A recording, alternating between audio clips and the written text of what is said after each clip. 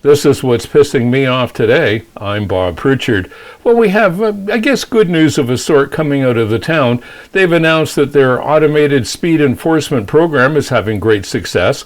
The number of tickets being issued is down by some 50%. I'm not sure how happy they really are about that because, of course, the tickets mean more money.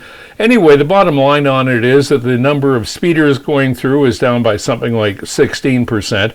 Of course, they're saying that's good news because the main goal the town has been focused on is reducing speed in those areas, and that's obviously working. Of course, unless you're a blithering idiot and you know there's photo radar in one of these spots, you're going to be slowing down just as a matter of self-preservation.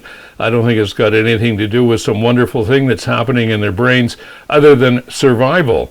At any rate, the bottom line on it is that the criteria that they should be measuring isn't anything to do with speed. It's the reduction of injuries to pedestrians in those areas. No information on that just yet. Don't know if it's coming. Don't know if it has had any impact whatsoever.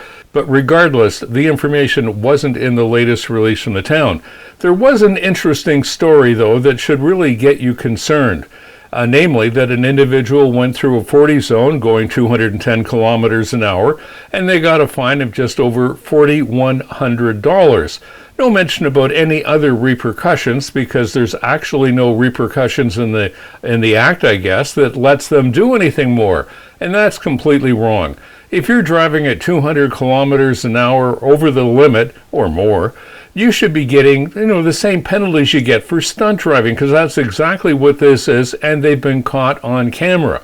Now, you can't actually nail the driver if you don't know who the driver is.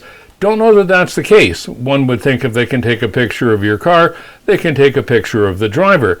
But let's say they can't do that. One thing they know for sure is that car was definitely speeding, so maybe somebody should go over to that residence, find the car, take it into custody, and hold it for a week or so, whatever the normal procedures are when it comes to stunt driving.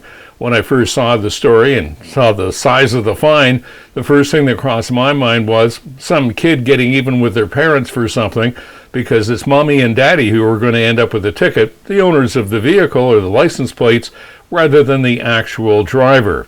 Now, if you think that this is all just some sort of gigantic ripoff, well, you may be right, you may be wrong. The jury's still out on that discussion. But regardless of it, we have an election coming up next year.